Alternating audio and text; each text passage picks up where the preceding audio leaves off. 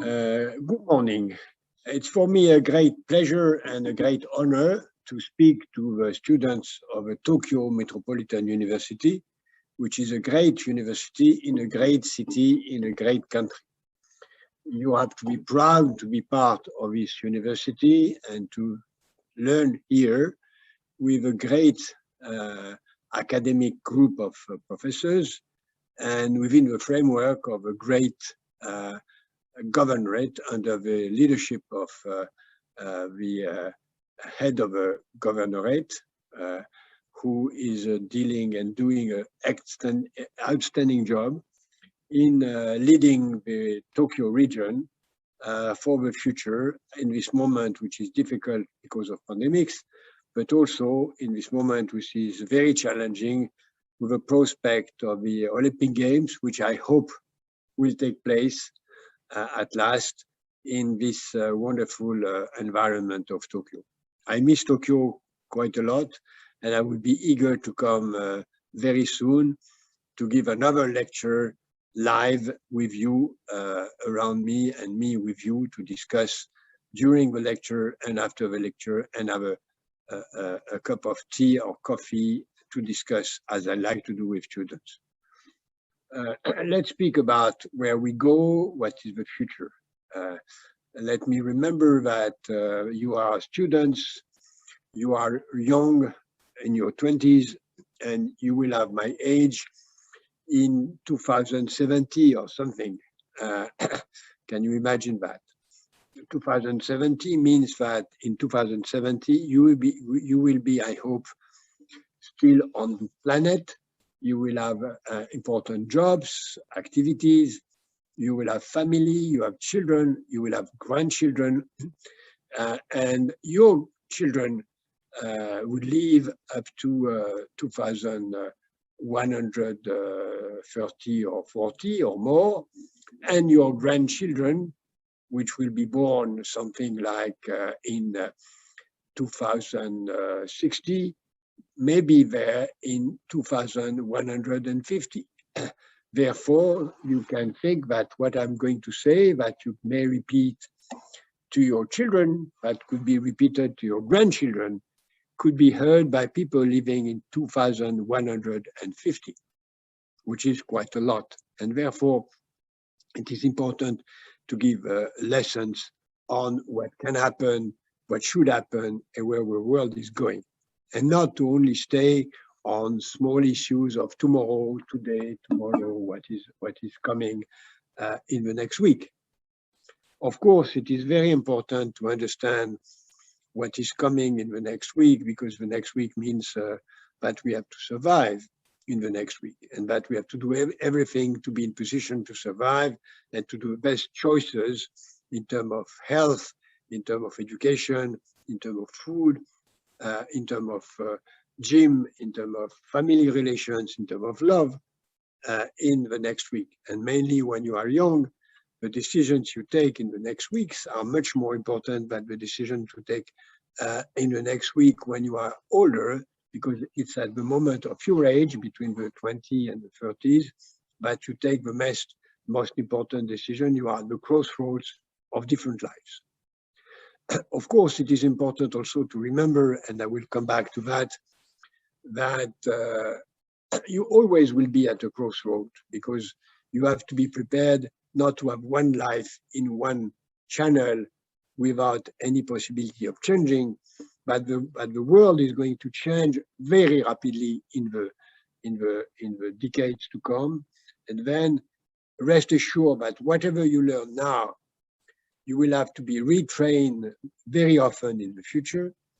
And whatever you choose as a job now will not be your job in 15 years or 20 years. You will have to change. It will adjust due to technologies, due to challenging environments and changing cultures and many, many other things that will happen in the world.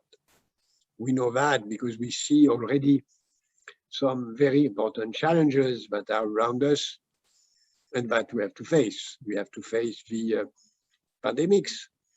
We have to face the climate change, which are the most obvious changes the most obvious changes of a day, and the most obvious changes that have to be addressed now.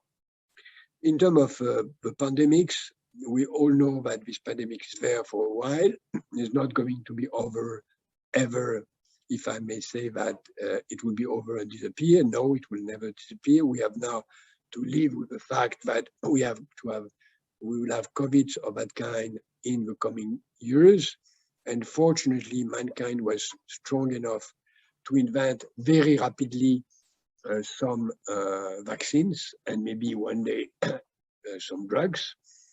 These vaccines was based on fundamental research made in France 40 years ago, 50 years ago even, and that was developed later on by Germans, some French in America, some Greek in Germany or in America, and some people of other countries, including Japan, which means that this is another example of the fact that now we are not only global in terms of pandemics, pandemics has no border, but we are also without borders in terms of solutions to the crisis.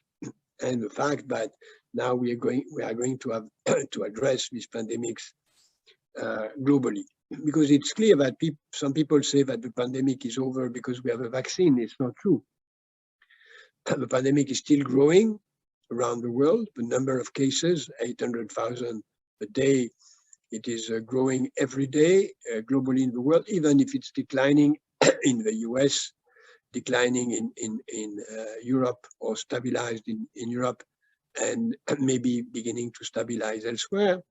And in some countries, the figures are dubious. We don't know the real figures in China, as well as in many other countries.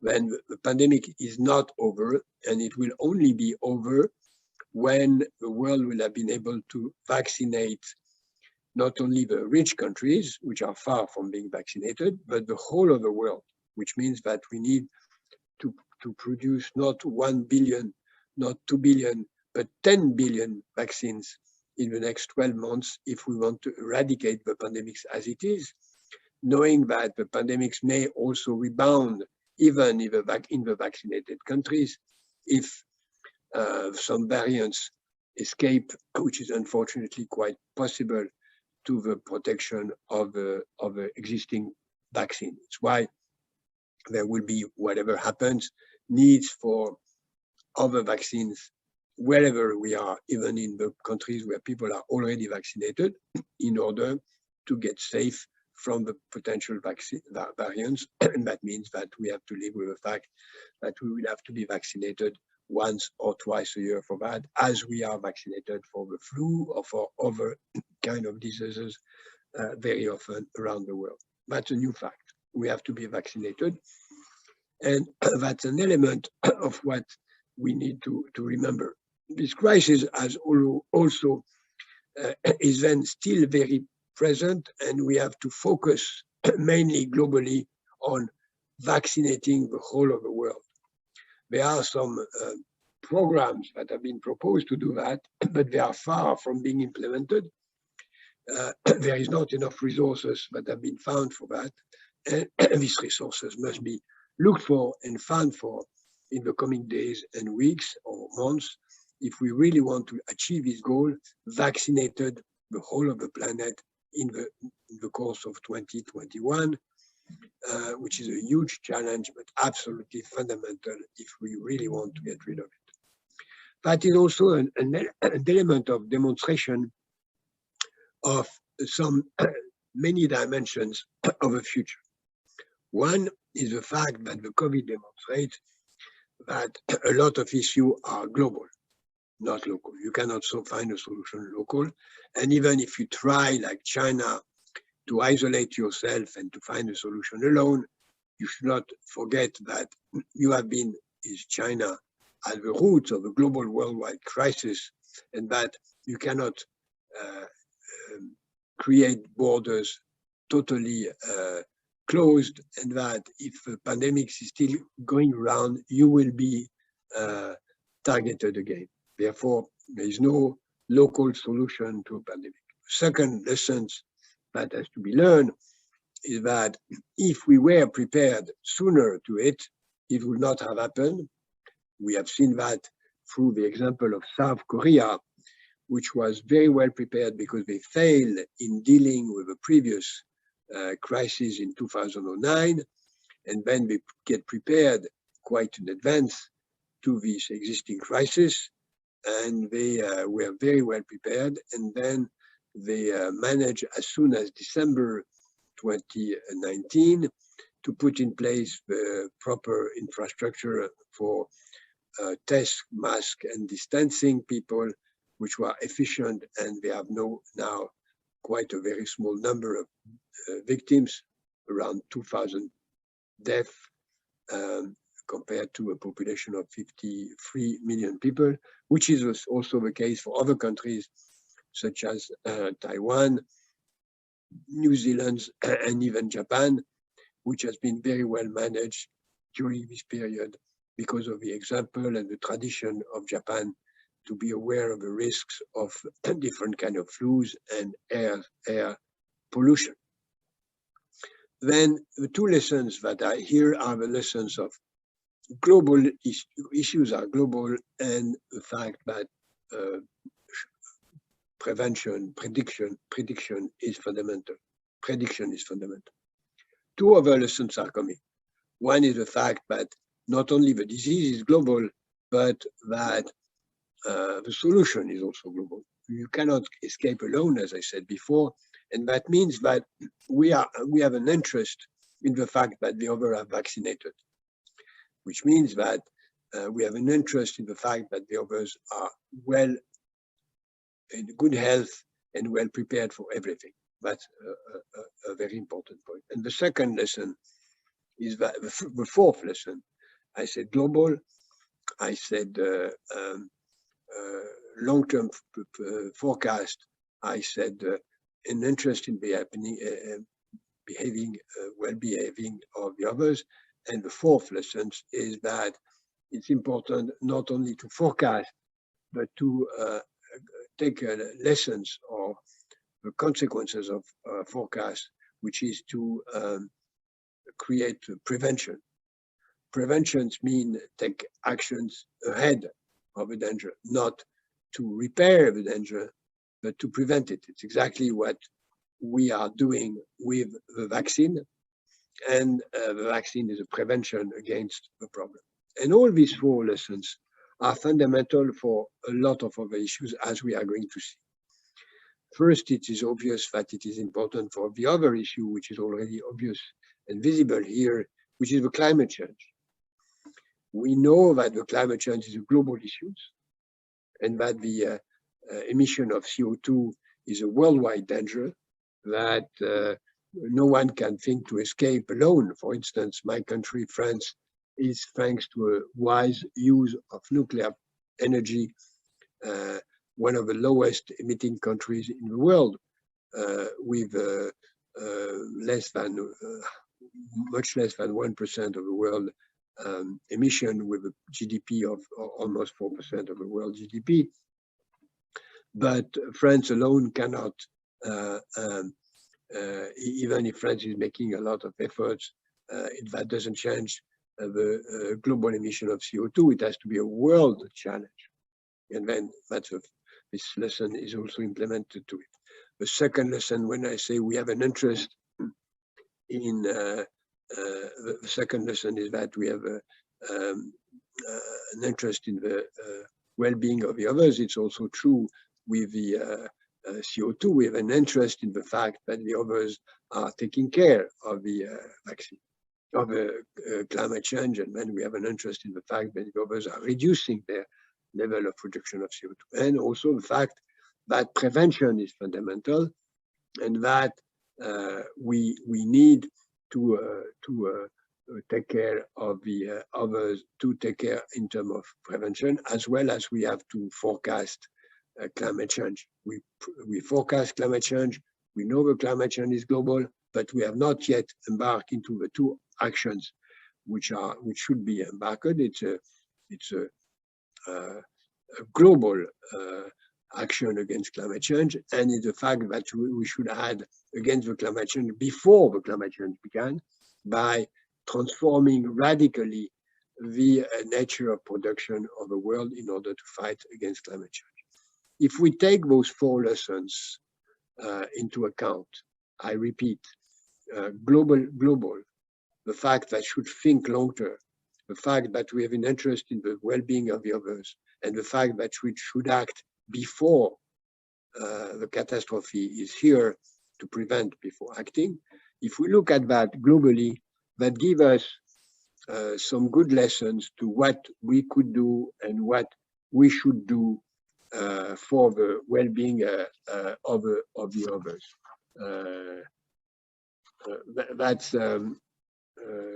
That's fundamental for the action of the future.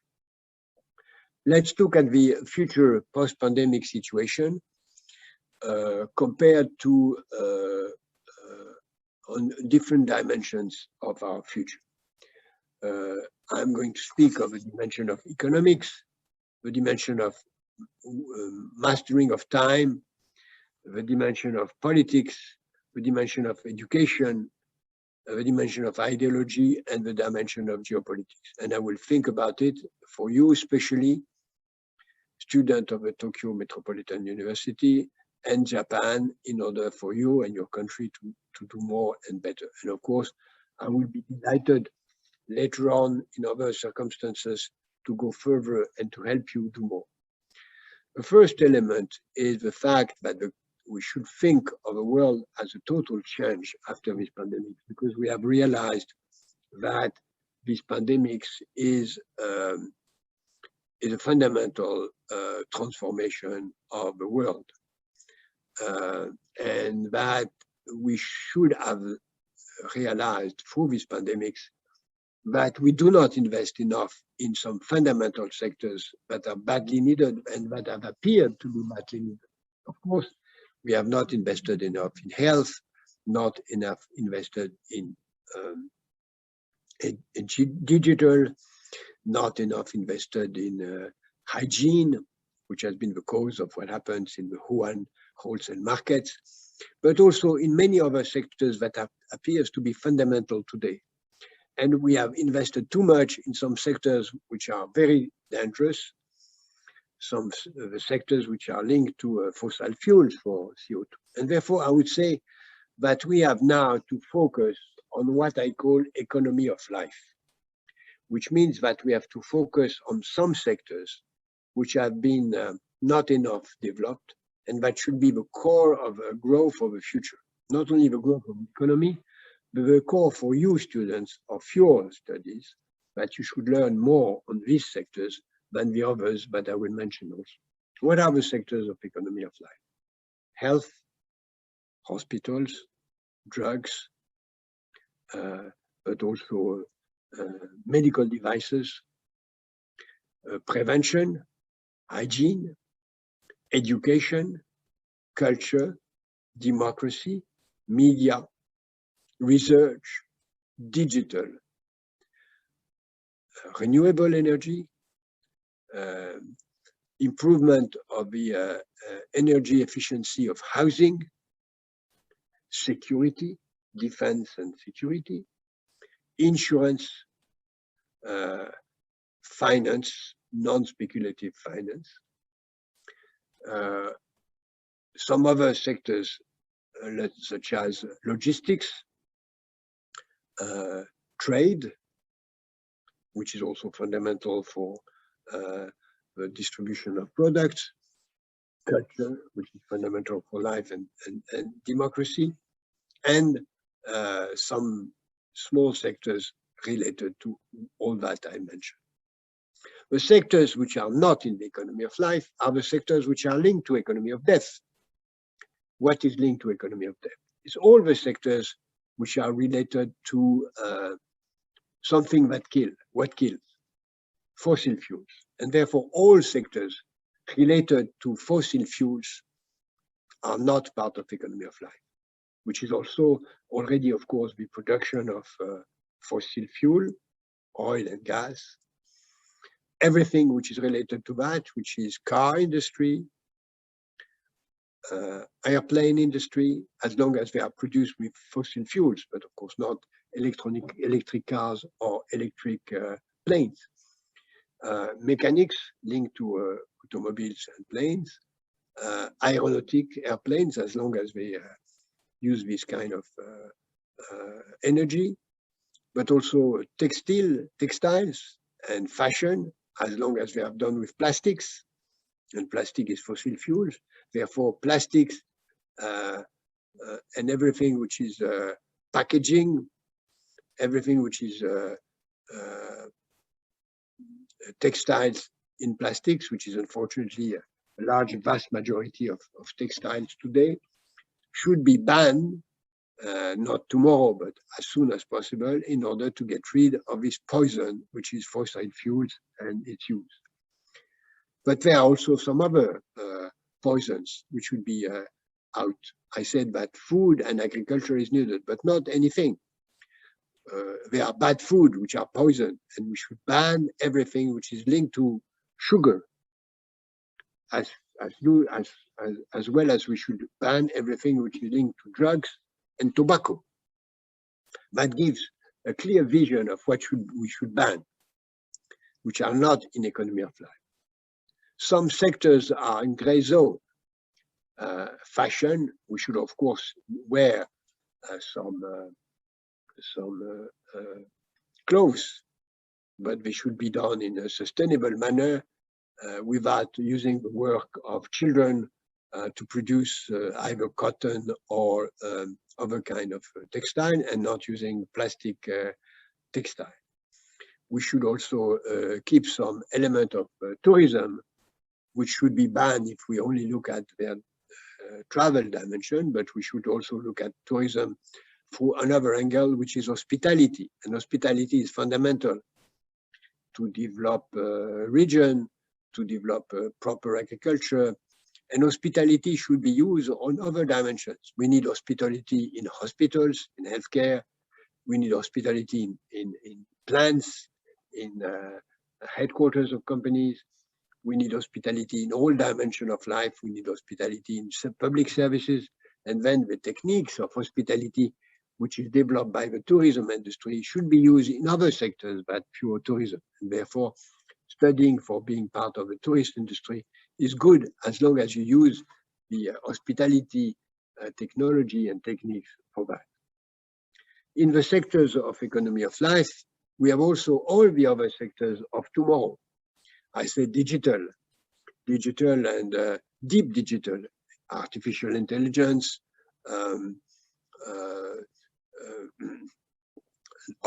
new kind of computers which will use neural systems, but also other technology of tomorrow, which has been quite well developed in the past in Japan, such as nanotechnologies, biomimetism, which is a fascinating field for tomorrow, which is part of the economy of life, which is the fact that you look at nature and you see in nature a lot of things that nature does perfectly well, and you try to take lessons out of it to imitate it, either to reproduce nature, such as develop forest as much as needed, because we need dramatically to develop forest in order to swallow CO2 and to get rid of it. And the plantation of sustainable forest is a key element of the future. And we need also to understand nature, to imitate nature, to do as well as they do for flying objects, which are efficient and use less energy, for also using a huge amount of amazing cleverness of nature to develop colors, to develop new kind of textiles. There are huge amount of potential development linked to biomimetism, which is understanding nature and imitate it without destroying it. And I can go on and on other technology that will be fundamental in the future, which are not linked to poisons such as oil, sugar, tobacco, and other kind of drugs. We give a very fundamental reorientation of the economy, of training also, and of many dimensions that should be needed and that could be organized. This is something we should do we are going to do, and this is something that I suppose Metropolitan Tokyo University will develop as priorities for teaching. You should learn more of these jobs than the other one. Of course, it will not be tomorrow because there are cars, and Japan is one of the best producers in the world of cars. But Japan is also trying to do its best to move. Japan is also using a lot of fossil fuel and non-renewable energy, such as gas.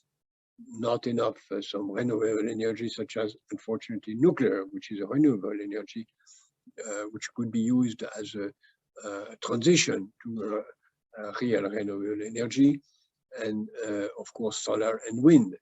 And maybe one day also, when the technology will be ready, hydrogen, clean hydrogen, not hydrogen using gas to be produced, which is a fake hydrogen, will be very good to produce energy. All that will be good. And if we look at what is today, if you take the sectors of economy of life, they represent only half of the GDP of each country, which is far from big enough.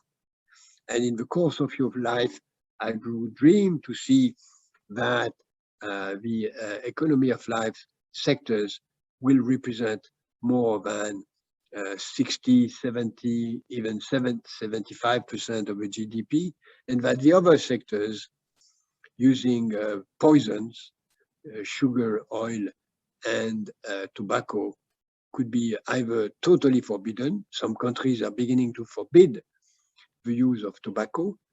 Some countries are planning to get rid of tobacco production and tobacco use totally in the next 5 years, and it will happen worldwide. Tobacco companies can do something else with a huge amount of money they have. And it's the same with oil company, gas company, and other company that can do something else in the future. That's what I think could be done and should be done, and it will give a great direction of the future of economy based on the 4 elements that I mentioned before. Be global, think long term, think of the interest of the rest of the world, and think of prevention as first. It's why I mentioned the sector of insurance as a key element of economy of life. I said that I will mention 6 dimensions of the future. This is the first one, the economy. The second dimension is the time management. We have learned a lot through the pandemics. We have learned first that people have forgotten that they are going to die, and that they need to have a better understanding of the quality of life they want to have. We have to have a better understanding of the fact that life is short, that it should be intense, and that we should do our best to improve it. That's why within the framework of economy of life, we should develop health, but we should also develop other organization of time. And the fact that for a while, many people have worked at distance have changed a lot.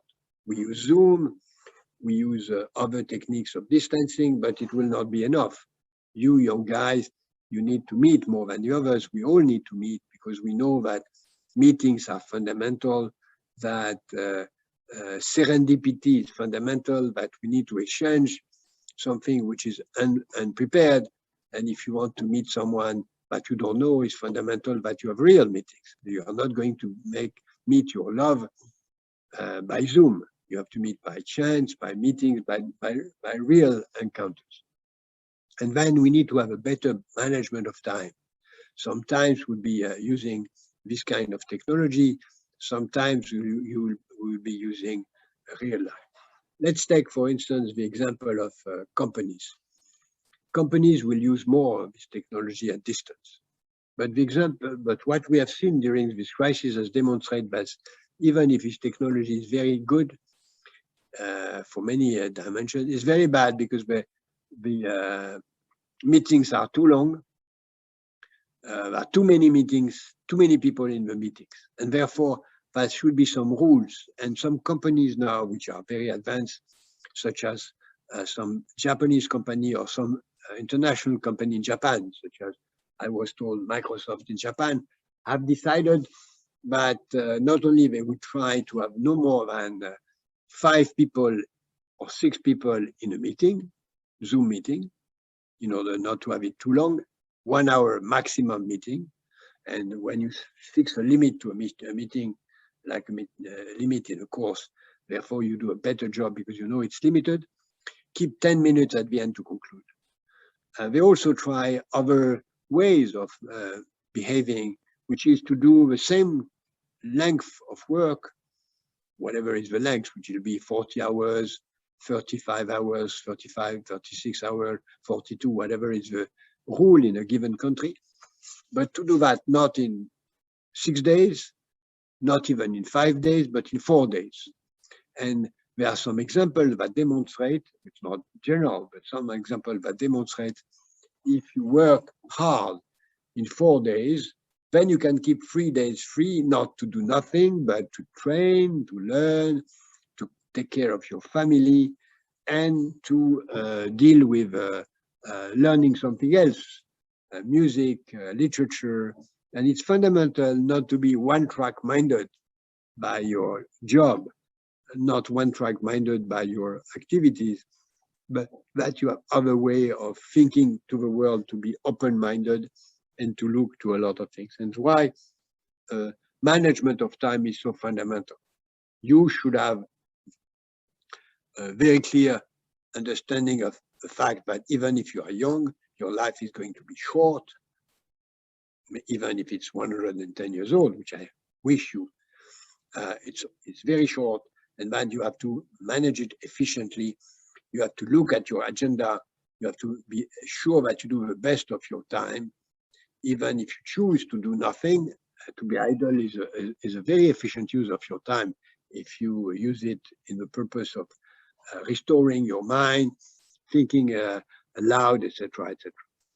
Therefore, taking care of the time is fundamental. Taking care of the time means also, as I said before, being aware that it's long term, that you have to understand what is coming later, and that you have to understand what is the fundamental risks of the future. Long term is here. That means also that long term means that we have to think of what happened next. We have to think of what happened after us. And thinking long term means to think also of demography. There is a very famous American humorist called Groucho Marx who said, "Why should I care of next generations? They have done nothing for me." This is funny, but it is not true. And Japan is a very good example of that. If you think that you don't need next generation, therefore you don't have children. You are selfish, you don't care, and you don't have children. And if you don't think long term, that's fine. I don't have children. I live myself. I don't spend money for education, for their living, and I just live for myself. But it is a stupid behavior, because suppose that in Japan tomorrow, there is no new baby. And people are happy because they are selfish, and then they decided that there is no more baby, which is, as you know, almost already the case in Japan, where we have very, very few babies. But you have no babies, what happened? No need for hospitals to give birth to babies, no need to kindergartens, no need to school, no need to gymnasium, no need to universities. And then we'll begin to have a lack of electricians, plumbers, doctors. And then you living today without children, we will begin by suffering very hard, because there will be nobody to take care of you, to care about you when you have a health problem, because there will be no new doctors. And then the last living people will die, because there will be no one else, with no one to support them. The end of mankind will be a disaster, because we have to understand that that's part of, very important part of managing of time. We have to understand that we have a strong interest in the existing of next generations. We have a strong interest in the well-being of next generations. We have a strong interest in taking care of long term. We have a strong interest in understanding long term. And then whatever you do, you will have always to think about the long term of yourself and the long term of the rest of the world. I advise you to do on a regular basis a short text, which is what is going to be my life in the next 6 months, what is going to be my life in the next 2 years, what is going to be my life in the next 10 years. If you do that, even if you change, if you look at it later, you will realize that trying to put in writing what is going to be my life in the next 10 years will give you a lot of ideas about what really to do with your life in the next 10 years. It's exactly like a car at night. You are a car at night going on a road, but you don't have lights. Of course, you go to a catastrophe. If you open the lights, then you have a chance to avoid the catastrophe and to stay on the road. Then you are not sure, but you have a better chance to stay on the road. And it's why it's so fundamental to try to understand the long terms, to try to think about you in 10 years. Think about who you are going to be in 2030. Where are you going to be in 2030? Think about it, and think about it seriously. If you think about it seriously, and if you write the story of your next 10 years, each 6 months, you will see that it will change a lot your way of understanding what you have to do. That's my point. And if we have done that, and that's one of the consequences of the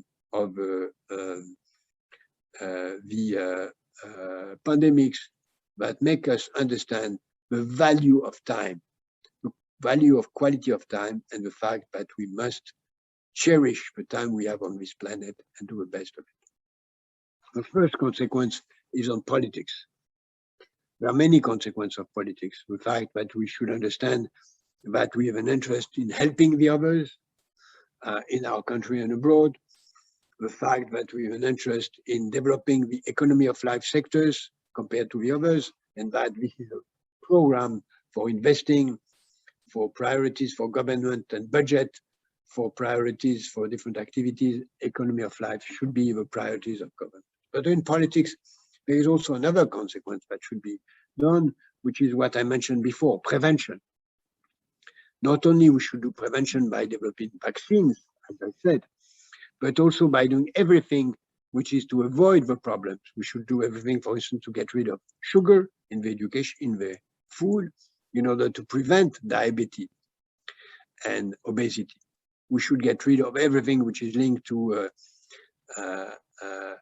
many dimensions that destroy the quality of life. For instance, we should do a lot to push students to make sports, and people all along their life, even if they are 80s, to make sport, because sport is fundamental for life. If you don't do sport, you will die young and on a regular basis all along your life. And then a lot of things should be pushed by politics on prevention. This is also true for companies that should do a lot to prevent accidents at work, to improve the quality of life of the workers in order to avoid and reduce the rate of suicides, which is very bad, and to improve the fact that people understand that they have an interest in the well-being of the others, not only the next generation, but also their neighbor. I said economics, I said time, I said politics, I would say education. Education is fundamental to understand the future. If you want to build a good future, of course, you have to give education. Not only education for young like you, but education along the life. Because as I said, whatever you learn now will be obsolete in 10 years. And then think that you will be students all along your life. You will have to keep one day or half a day a week to study again all along your life, to be up to date to the new technologies, the new techniques, the new culture. new dimension that will be needed. There will be no routine anymore, even in the supposed stable jobs of administration or whatever. You will have to change all the time. You will have to learn, and you have to be curious.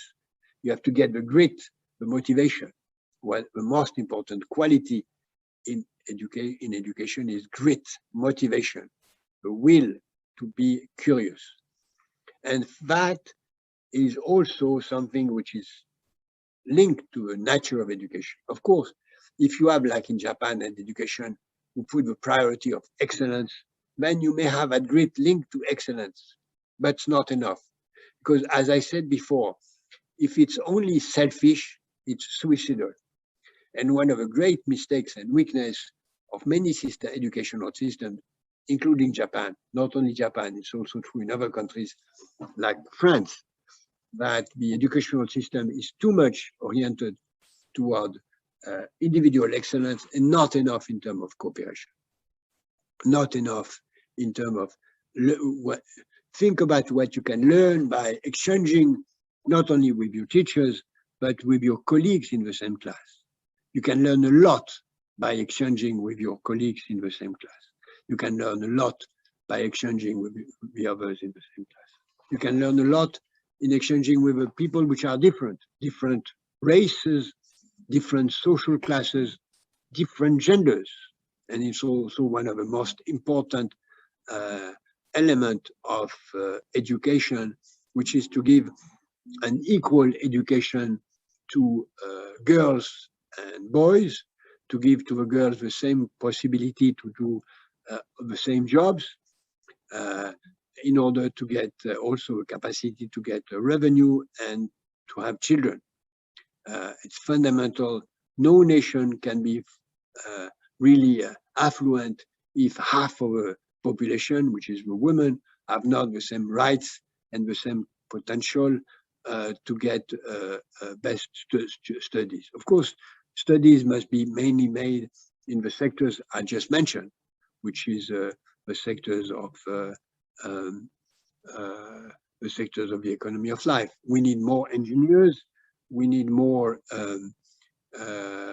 people coming from doctors, and all the sectors I mentioned, and less people working in fashion, cars, tobacco, oil, and non-renewable energy. That gives quite an organization of the future of education. Be open, be cooperative, understand what you can learn with the others, have an education which is not ranking, but learning, that you have to learn, and if the others learn more than you, that's fine, because if you exchange with them, you can learn with them more than what you have lost. And don't think about being the first thing to the group being better. Think like you were a member of a soccer team. If you are a member of a soccer team, if you are good, that's useless if the other 10 players are not good also. And then you have to think also, if you are in an orchestra, if you are good, but the other musicians are bad, the orchestra as a whole is bad. And therefore, it's very important to think of the orchestra as a whole and to think you as a group, the nations, the family, the school. And you will see that even alone, you learn more if you think about teaching. Myself, I have always thought and realized that the best way for me to learn is to teach. When I teach, I explain ideas like I do with you, and then new ideas come to me. And then when I exchange to my students, which is unfortunately not the case today, I learn a lot from the questions of my students, from the objections that they said, from the idea, the critics that they made to me.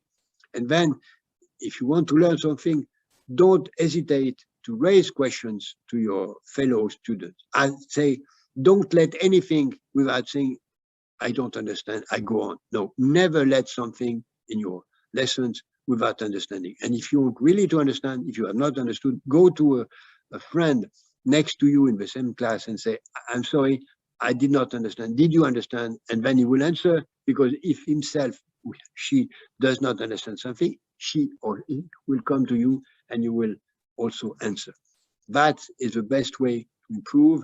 It's an education of cooperation and not an education of competition, which is true also globally.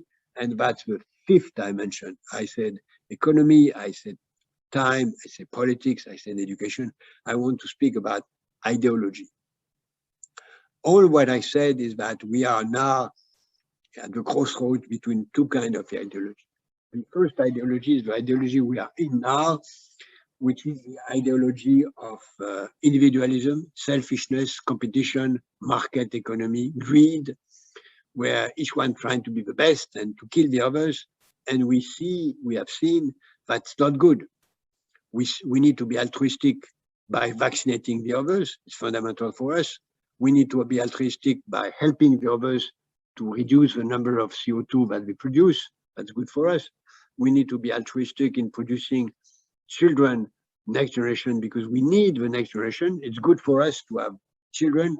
It's good for us to have grandchildren. It's good for me that you exist, and it's good for me that I have grandchildren. It's what I call selfish altruism.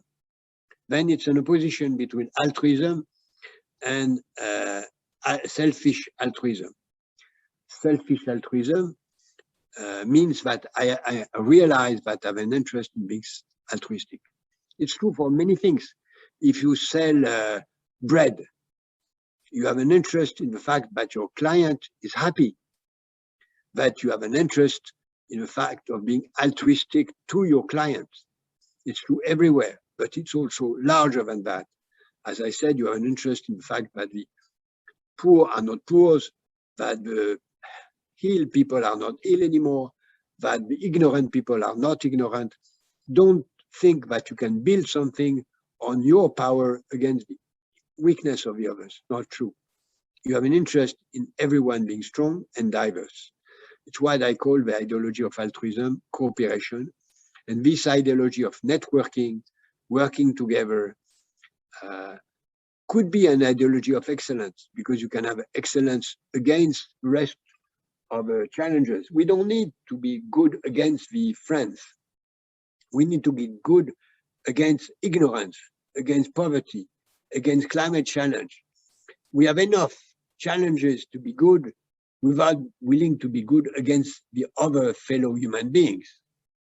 It's better to be good against the challenges of mankind than to be good against the potential competitors in our narrow life, than think that we have enough challenges to be able to think of the world as a whole where altruism is a key.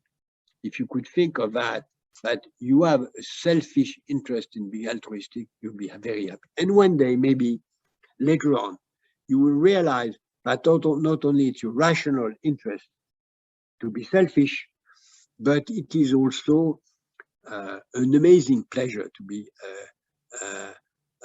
altruistic. Not only a selfish interest to be altruistic, but a real pleasure. One day you may realize that it's even wonderful to be altruistic without waiting anything in return, but you just are happy to make people smile without hoping to have something in return, but you'll be happy to love someone without even waiting for him to love you. That you are happy to assist someone without waiting for anything. The best gift you can give is a gift you give without being known. The best help you can give to someone is to give help anonymously. The best charity you can do is to do a charity without being known that you do a charity, without expecting anything in return. That's the second dimension of altruism, not rational or selfish altruism, but real deep altruism. And when you are there, you will realize that it's wonderful to be useful. You will even realize that it is a privilege to be useful. Don't forget that sentence. It is a privilege to be useful. It is a privilege to be useful. Because if you are useful, that means that you are in position to be useful. And that means that you have reached the point where you are good enough in something where you can help the others. And that's a real privilege. Last of the 6 points I want to mention is what are the consequences of all that on geopolitics? Is there a consequence on geopolitics? Strangely enough, not a lot. The world is today a fight between many powers. Mainly, people say that there is a fight between US and China, but China is growing, and China is going to be the strongest power of the 21st century. The pandemic is not changing anything. US is very strong, China is growing, Europe is still the wealthiest part of the world, Japan is still a superpower, and the pandemic has not changed a lot of that. Of course, China make believe that it went out of a crisis better than the others. It's not true. China has lied, and the pandemic is mainly caused by the past behavior of China. China is still very strong in terms of weapons and military control of the region, and it's certainly a very strong military superpower. But in terms of level of standard of living, the GDP per capita in China is 1/5 of the GDP per capita in the US, and it will take more than half a century to reach the same level of the US, even if they ever reach it. But it's true that China is a strong superpower. Will it be a strong military superpower? Will it be a strong superpower in the future? That's not for sure, because when they try a very strange system of totalitarian market economy. And on the long run, market economy requests freedom. You need freedom for market, you need freedom for research, for innovation. And then, will it be tomorrow or in 10 or 15 or 50 years, China will face the dilemma. Should I give to my people freedom, or should I keep the control of the party against the freedom, and therefore I will kill market economy? Market economy need freedom, market economy need rule of law. Middle class will need rule of law and freedom. We'll see. But China is entering in a very difficult time. Will it last 10, 15 years? I don't know, but it's not a sustainable system on the long run. And more than that, we may say that if China was really to dominate the world, that means what? China is actually trying to become Western. If you look at Chinese people, they dress like Westerners, they listen to Western music, they imitate our music, and they don't try to impose to the rest of the world the Chinese culture. Even if the Chinese food is amazingly good, even if the Chinese culture has a huge amount of treasures of literature, music, and everything, they are trying to be the best in class in the Western world. But it's true that the world is in the danger. There are dangers of wars today.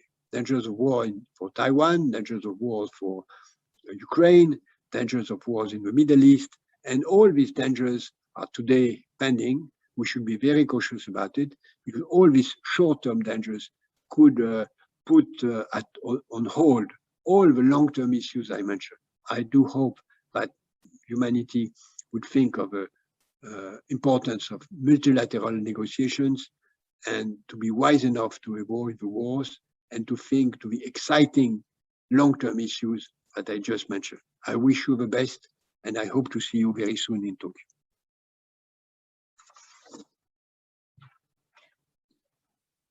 Thank you very much. Finished.